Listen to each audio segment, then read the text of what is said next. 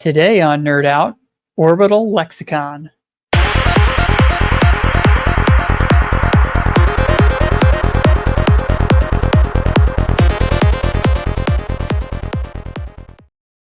Welcome back to NerdOut, the show where we take a look at Cardano and we break it down but don't dumb it down. Today, I've got a very special guest on the program. I've wanted to have him on for a very long time. I'd like you to meet Chris Hockaday, aka Liberty Chris, or aka Orbital Lexicon. Welcome to the show, Chris. What's up, man? Yeah, no, we've known each other for a very, very long time, and so I've wanted to have you on the show for a very, very long time.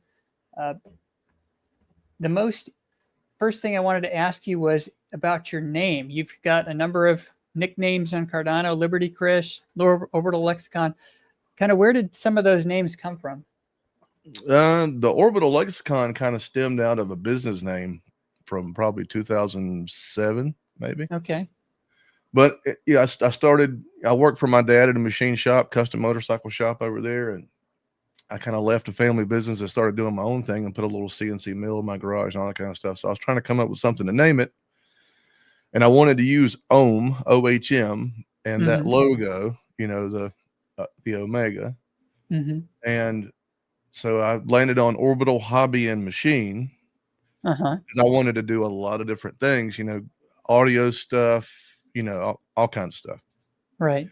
And so I went with that for a while. And then somehow I got more into the audio side of things, building tube amps and guitar pedals and stuff like that. And it just kind of naturally evolved into Orbital Lexicon somehow. I'm not really sure how it happened, but it happened. Awesome. And also you're known as Liberty Chris. Tell us a little bit about that name. Yeah, I'm fairly staunch libertarian, and right. It was originally Liberty Crypto, and I just dropped the crypto and changed it to Chris. But yeah, that's kind of where that came from. No, we'll maybe get into some of your political ambitions a little bit later in the show. What I love about talking to you is you're very much a Renaissance man. Like, you do everything. Electronics, machining, hardware, music, software. Like, you kind of do it all, but not many people on Cardano know you. And so let's talk a little bit about kind of how you got into Cardano, and maybe let's talk about the first time you and I met. Yeah. Kyle got me into Cardano. Okay. Kind of the original iteration of the Doja was more framed around IoT stuff. And I guess it was late 2016 we started talking. A Doja already existed.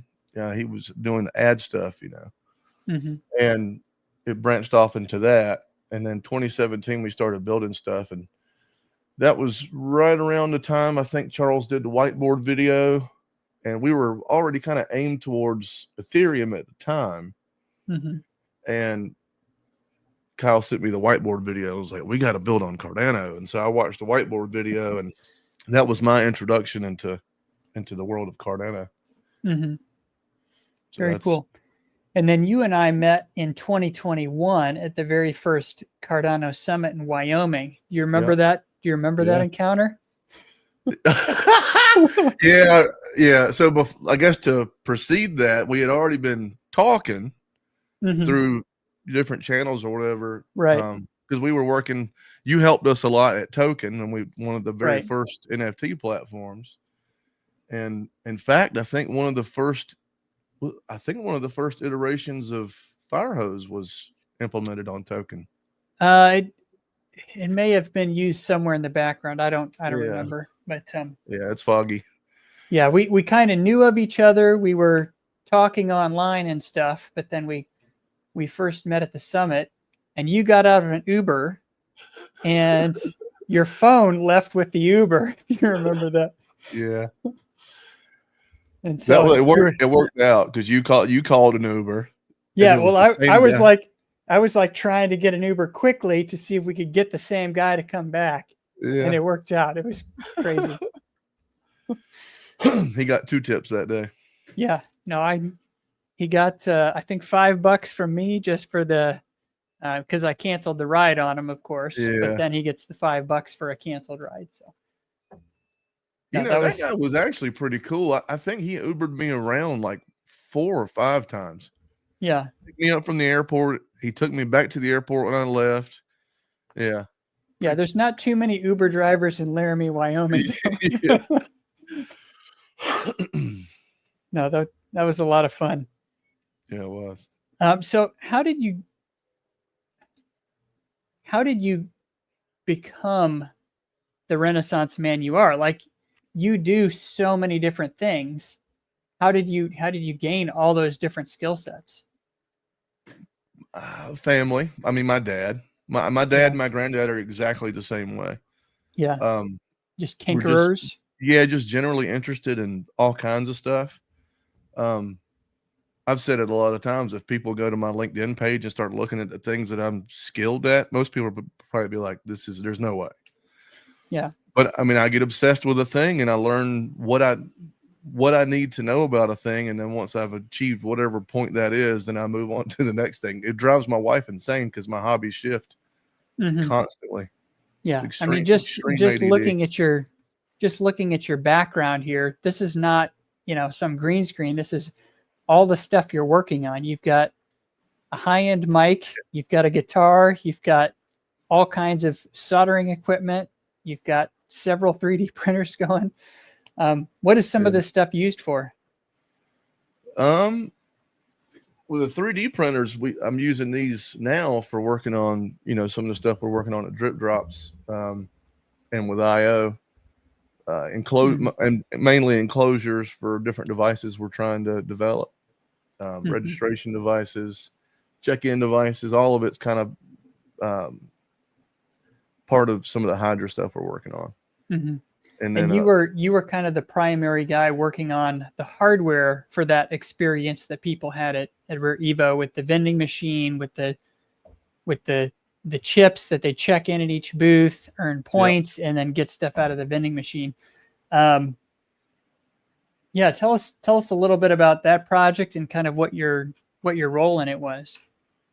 yeah, Adam pretty much kind of gave us the directive, each of us on the team. And so mine was, this is what we need to accomplish, go accomplish it. And so I started, we had some talks back and forth about different pieces of hardware, what might fit the bill for this task, what might fit the bill for this task. And so we kind of landed on a conglomerate of individual pieces of hardware. And I started, stitching it together and doing a lot of testing. And it actually started a little bit more convoluted than it ended up. We ended up trimming it down quite a bit and simplifying the process, but because it was originally like there was a pie in the mix and like 5 or 6 different pieces of hardware, and we were able to trim that down quite a bit to streamline it. Now, all those devices that sat at the booth, that was all your hardware designs. Is that right? Yep. Yep. And so how did those communicate to put things on Hydra? So each of those devices in concert create kind of a mesh network between each other. And each location is it has its own kind of serial, if you want to call it that. It's location anchor. And a user would scan their medallion, their NFC tag, and that gets passed back to a central hub, which is one of these. And that device kind of monitors the entire network and processes the data it's receiving from each individual location. And then that gets passed back to Lathisen on the back end. And then I guess they're doing their Hydra magic over there. Right. And as Creating far the as the transactions actual based on. Hydra side, I know just enough to get in trouble. Right. But I give them the data they need and they do whatever it is they do with it. Right. So you deliver to them, this user did a thing in the real world. Yeah. Now you guys put it on chain. So that's really cool. But Meshtastic is it's become fairly popular with kind of off-grid people who are interested in off-grid communications. And so I basically took that platform, their protocol, and created a custom flavor for our use case. Because, typically this is just you use their app, you're sending people text messages back and forth, that kind of thing. And where we're taking, you scan, I read your UID, I put that into a payload, I pass it off, build that the way that Lethisa needs to see it, ship that over the API, and that's kind of a done deal. But it's pretty cool tech. Yeah. No, very, very cool. And then it all gets aggregated into points, which are created by Hydra transactions. And then the redemption is all done on the Hydra side, where the machine queries to see how many points a person has and then spends those points on the vending machine prizes. Now, are you guys... Go ahead. I was just going to mention there were some other protocols we looked at. The first idea was to build our own, and that was going to be extremely time consuming. And then we were looking at Reticulum, which is also a kind of decentralized off-grid communications platform, and that's worth looking into. It's pretty cool, but it's not mature. It wasn't mature enough for what we needed to do. And so that's how we landed on Meshtastic. But we chose that because it's on an ISM band, sub-gig 915 megahertz in the United States, at least. And there was a concern that there might be so much 2.4 saturation at the event. We didn't want to have any, bad stuff going on. So that was why that was chosen. Yeah. So the 900 band, the only thing I'm aware of that uses that is like the old cordless phones from back in the day. Yeah. But those aren't too common anymore. So I guess that 900 band can be reused for other stuff. Is that? Oh yeah. Yeah. Yeah. And it goes a lot further than 2.4 gigahertz at the same power levels. That's right. Yeah. At sub watt or right around a watt, I was doing some testing here locally, over a mile. So it definitely fit the bill. No, I know just a little bit about RF. My dad was an RF engineer, so yeah, it's a fun RF topic to look into. It is, yeah. So you're also interested in music, and you recently, I think we're pretty high up on the voting for the Music Video Fest that Newman and others were putting on. Tell me a little bit about how you got into music and how you've kind of married that with everything you do. I wanted a drum kit when I was like 10. And so my dad and my stepmom and my mom and my stepdad, I guess they entertained it. And then at Christmas that year, I got a guitar. And so there's a lot of mixed emotions there. I was like, this is not what I wanted. No, I didn't. There was none of that because I would have been in trouble. But so I got a guitar instead. And interestingly enough, my dad knows this now. So if he sees this, he won't get upset. But I discovered the guitar before Christmas. It was under their bed. And so I would get home from school 2 hours before they got home from work. And so I would get the guitar out. And I would watch MTV, I would watch guitar players play, and I would emulate what I saw. And by the time Christmas came around, I had to act surprised.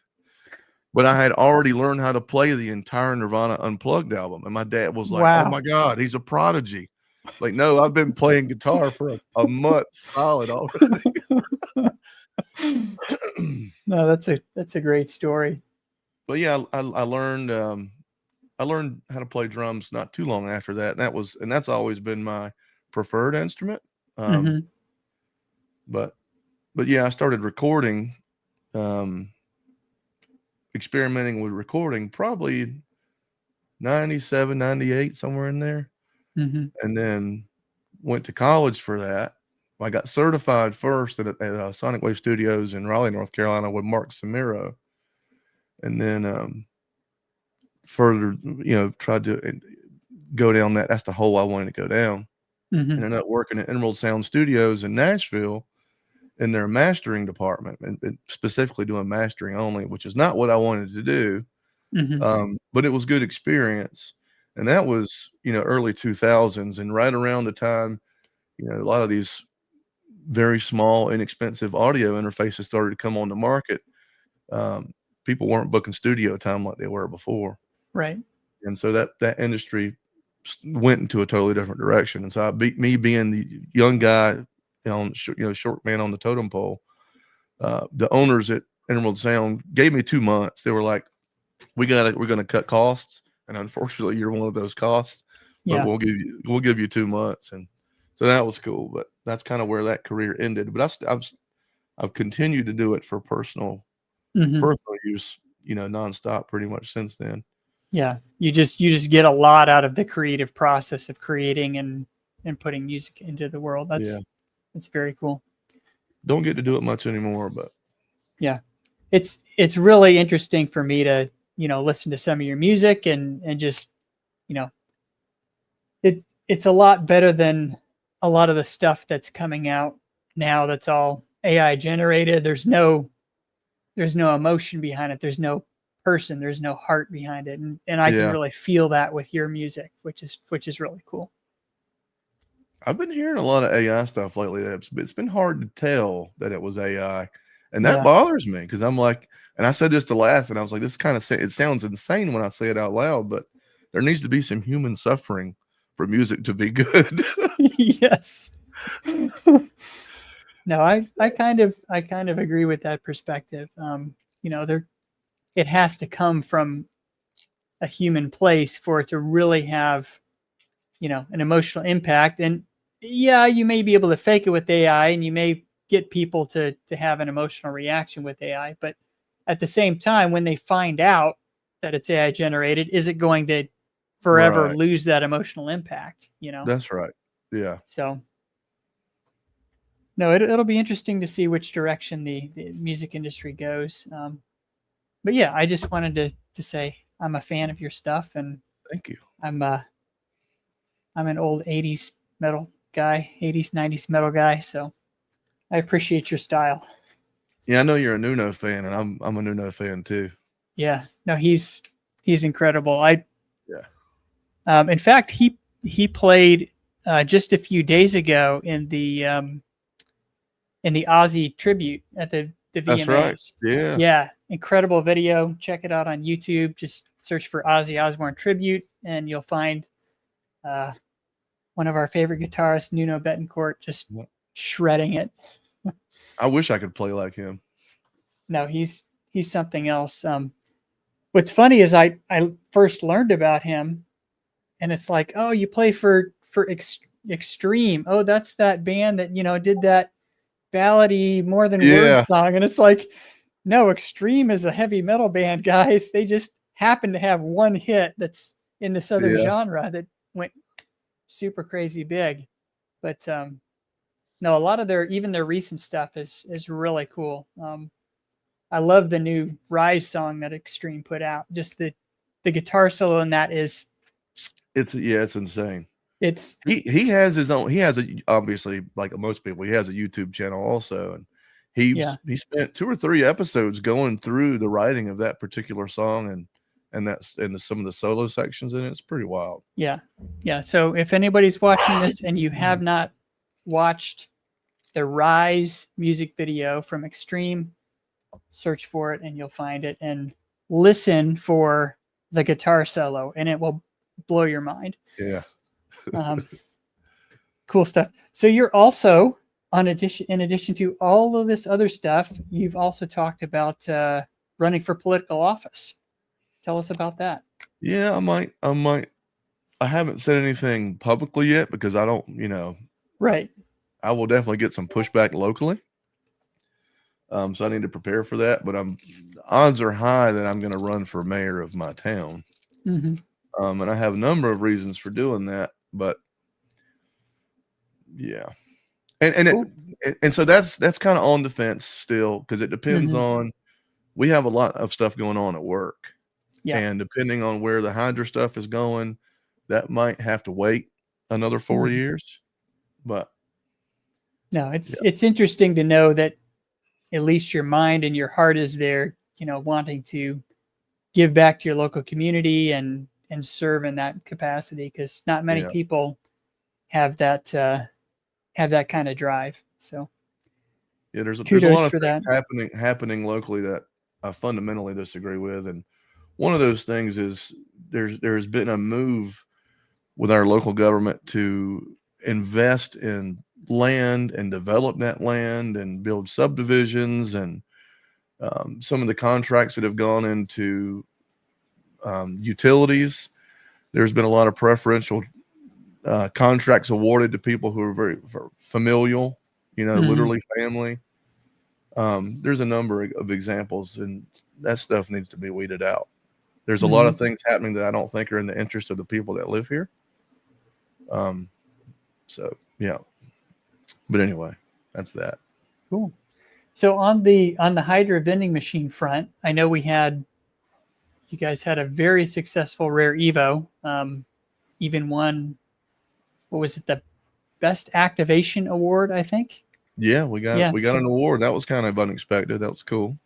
yeah. And what's coming up for the Hydra vending machine? Are there any other events coming up, or? There are, yeah.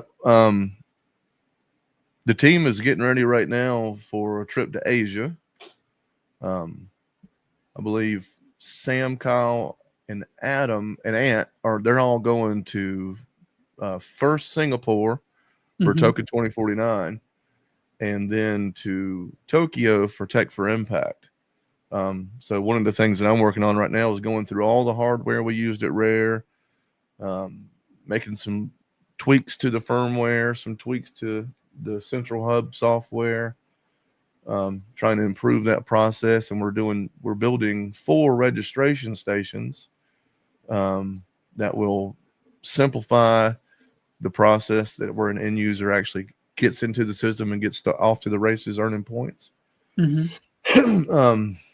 The team at IO has flown the vending machine out to Asia, so that'll be at least in Singapore. I'm not sure if it'll be in Tokyo or not. But the system will be deployed for the Asia tour that IO is doing. So very cool. Yeah. Yeah. Now, beyond that, you've also done some software work. This was I want to talk a little bit about your secret project that not many people know about, Morley Labs. You've been, which is it's a terrible name. The labs part could have never even needed to be a part of that. I don't know why I did that, but yeah. So yeah, for people that know about machining, and I'll let you talk about it. Talk about ladder logic, Plutus. What is Morley, and how did it come together? Yeah, so I have a background in automation. I worked for Pepsi for a while in that field. Machine goes down, we go get it back online, that kind of thing. And new machines come in, we get them set up and online. But the thinking was ladder logic is probably one of, if not the most used language in manufacturing.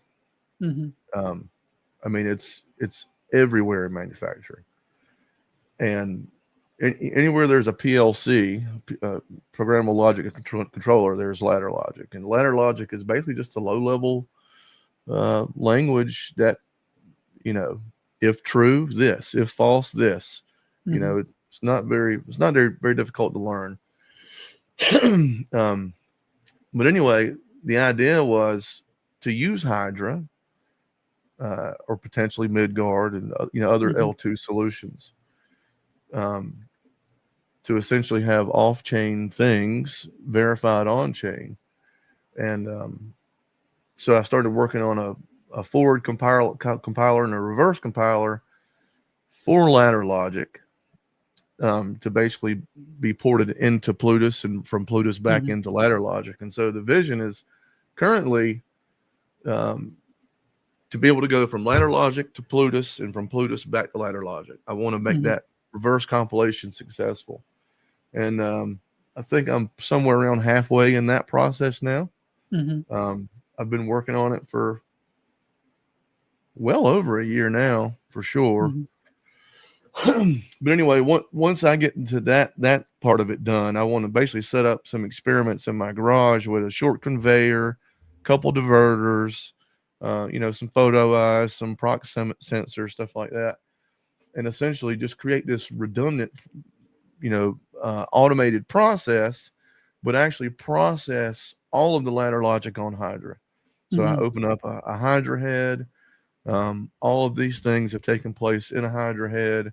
It can be, the Hydra head can be closed and be left and open, whatever is needed for a particular use case. But just to see what can be done with it, where can the tech be used and how can it be leveraged? Because I can see, there's potential where someone like the Palm economy guy, the Palm team, for example, they're working with someone who's doing lithium, ore. Right. There is a world that exists where you could basically turn your production machinery into financial machinery. So, we produce this much lithium ore. Let's, it met this grade. We're going to mint these tokens to tokenize this. And it can, all that process could be automated.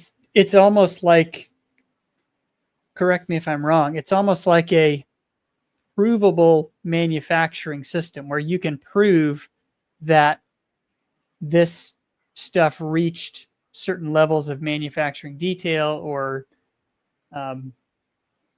or simply it went through all these steps correctly. That's right. Or there wasn't a problem, or like you're not getting a lemon because you can see provably on chain that every part of this thing was successful throughout the process. It wasn't. Now it's like a lot of things. Do these things need to be on chain? No.